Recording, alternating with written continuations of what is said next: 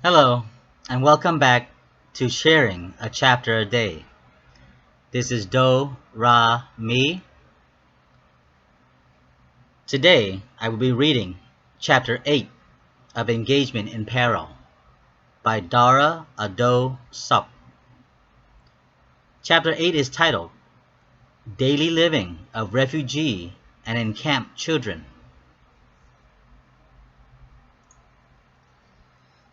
Kids were ingenious when it comes to making toys and finding ways to have fun there in camps. We would make our own toys by digging into the earth and look for red clay and roll them clay up into round spheres, and then letting it dry in the sun. Once dried, the clay sphere becomes our marble. These clay marbles were quite harder than most rocks around the camp. From this we competed in marble tournaments and games.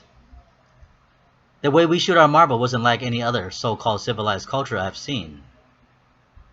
For example, Americans usually shoot marble by placing the marble in their palm, fisting the marble until it sits in front of their thumb, and shoot it by snapping the thumb forward for acceleration. Now, the way we were shooting in the camps, that way was sufficient, I guess, but not as accurate or with the same velocity as how the camp kids would shoot it. We use both of our hands in our marble shooting process. Our thumb works like a support beam. It stands firm on the ground. At random, you choose any of the remaining finger to use as your trigger point. Often, most of us will use our middle finger to shoot. It is the most powerful and the longest, of course. Therefore, it is more accurate and gives the exact velocity we needed. With the marble set in the finger that we wanted and held in place with our weaker hand, we would pull back depending on how far and how hard we wanted to shoot. We pull our finger back. Then once our coordination and eyes are focused and ready, we snap and release. The marbles went flying like cannonballs out of a barrel from our fingers. Wages and bet always plays a role in everyday game we played there in the camp. Yes, we were gambling then. That's all we knew. In the marble game, your opponent marbles are your prize, or sometimes we play for knuckles, of which the loser gets to be knuckled by the winner with the winner's marble. The loser put his fist to the ground, holding it firmly in his place, while the winner gets ready to aim and shoot at the loser's knuckle with his marble. The main purpose of your wages is to inflict pain and bruise your opponent and competitors. Most of the time when we play marbles, we play to destroy the other person's marble. That is why we aim so accurate and so hard, and shoot so hard. The goal is to break their marble. Our main purpose there is to shatter our opponent's marble. With great strength and accuracy, we catapult our marble into the enemy's marble, shattering it into small clay pieces of dust. And sometime on those lucky days that we would find paper, whether it is a propaganda paper, a newspaper, or any type of paper, well, we would tear it up into strips and paste it one into the other with our sticky rice. These paper then would become our tanks, our rolling tank. Depending on the direction of the wind, we would etch a line in the dry earth for our starting line. Once the wind picks up, our tanks rolls off and we'd run around chasing it. With the wind as its motor, our paper tank rolls its way toward the finish line. The rule is whose tank are able to make it the farthest or crosses the line, that person would be declared victorious. Any form of toy is provided by our elders. Elders would cut down banana branches, shave away some of the leaves, cut an incision to the larger end of the branch, and with a piece of stick, attach a smaller piece of the banana branch, make it into a head. In turn, it becomes a horse. None of us had ever seen a real horse in our lives, but we pretended it was and rode it like it was, playing cowboys. Having horses races and horses combat, of course, on these banana branches. The closest thing that I can say that resembled a horse at the time were the cows or water buffalo that I've seen pulling plows and working on the rice field.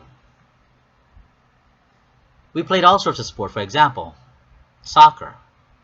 Instead of a canvas or semi-plastic ball, we kicked around a rolled-up piece of cloth. And since none of us had shoes, it was better to kick around a piece of cloth rather than busting your toe against a hard plastic ball. We simply played to our heart's content. Of course, there were always wagers and bets during any game. These wagers could range from getting thumped upside the head, an ass kick, or exchange of rations and food commodity. We also played hopscotch and rubber band jump ropes. These lines are drawn out in the shape of the majestic phoenix or a massive four-armed man. This is our game board. Hopscotch was fun and competitive game. Not much like the American version. In our game, we would use a rock, pebble, or a piece of broken glass, or whatever as object device for tossing and picking it up. We can play a single or double or more. And similar to the way it was played in Europe and American culture, we start off from the first step, tossing the object device into it, making sure not to touch the line, and preventing it from going out of bounds. We then go on to jump over the box that has a device in it. The exception is that once we reach the very top with the tossing, we are given a choice to whether reach for the sky, the heaven, or dig into hell. Your opponent has the option of telling you which one he or she wants you to do. Reaching for the sky means reaching backward without looking at your device and blindly seeking it without falling out of the boundary or touching the lines. Your feet or foot has to be in place at all times, touching the ground, of course. You are blindly looking for a device and you have to be able to get up on your own without help. The whole time you are not allowed to sit or lie down. The digging into hell phase means that your object is to get the device by means of reaching between or under one of your legs. Try to get to the device in a crab-like position. In this position, you are allowed to look for your device, but this seems to be the harder of the two positions. It depends on where you have thrown your device and depending on your opponent's choices. Once you have successfully captured your device and made it out of the boundary safely, you are allowed to toss your device by standing or crouching down backward over one of your shoulder or head to claim a home for yourself in one of the many boxes in the board game. You will mark your home with your symbol, whether it be an X or whatever, and your home cannot be stepped on or touched by your opponent. This is also a decision marked by your opponent if he or she wants you to stand or squat to toss your device backward while you face the opponent's direction. If you manage to land your device piece in one of the many boxes safely, you use an X or whatever mark you want, mark it in the box, claiming that's your home. And in your home, you can put 2 feet down. You must put 2 feet down. These marked boxes are a safe zone for you. You must go into it with both feet, and your opponent are not allowed to in your home no matter what. And if they make the mistake of going there, they lose their turn and forfeit their home,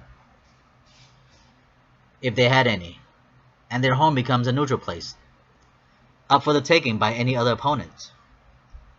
But be sure to always step in your home with both feet in the box at the same time, or else you'll forfeit your property and it goes up on the chopping block where anyone can play for it as the game goes on. There were also jump ropes that we played with. Our jump ropes are handmade from hundreds and thousands of attached rubber bands. Ropes are also played differently. Everyone played ropes, whether male or female. The challenge here is to see who can jump the highest over the rope without touching it. Amazingly, most of us little kids were able to jump very high then. We started off with the rope at the ground level, then up to the ankle, and move up to a higher place in the body, to the knees, to the hips, to the elbow, to the nipple, to the armpit, to the shoulder, to the shin, to the chin, to the ears, to the eyes, to the head, to top of the head, and finally to the heavens. Once the rope is at a certain height, you are allowed to touch the rope. Only with your feet though, making sure you are able to leap over it successfully, or you will lose your turn. One of the many games that I personally enjoyed was the coin tossing game. Now this is a gambling game. You need money for this. For this game, the goal is to win as many coins as you can from your various opponents. We would dig a hole in the ground about the size of a United States quarter and deep enough that it would hold about 10 or more coins. We then measure out about 20 20 to 30 feet away from the dug hole and etch a line into the earth, which was the line, or starting line, then a line of tossing from. Your competitors are whoever who wanted to play. He or she has to put in their coin into the pot. First, we figure out the orders accomplished by tossing the coin closest or into the target hole. If 2 or more persons toss a coin into the hole, then those 2 have another turn to see who goes first or second between who toss it in or not. Once the order is established, then the gambling game begins by the first person that has everyone's coin in his hand, and he tosses all the coin toward the hole. And if any or all the coin goes in the hole, he or she keeps it. That's how you win the money. Then the next person go until all the coins are gone. Then a new game is start all over. You might be wondering where these refugee children get coins from. Well, it's money they earn by helping out merchants and dealers of the sort around the camp. There are also many other games and toys that are creatively constructed and played by these imprisoned children of the refugee camps. Thank you for listening. This is the end of Chapter 8. Be on the lookout for Chapter 9, titled Food Preparation and Rationing. Until next time, this is Do, Ra, Mi, and I'll see you later. Thank you.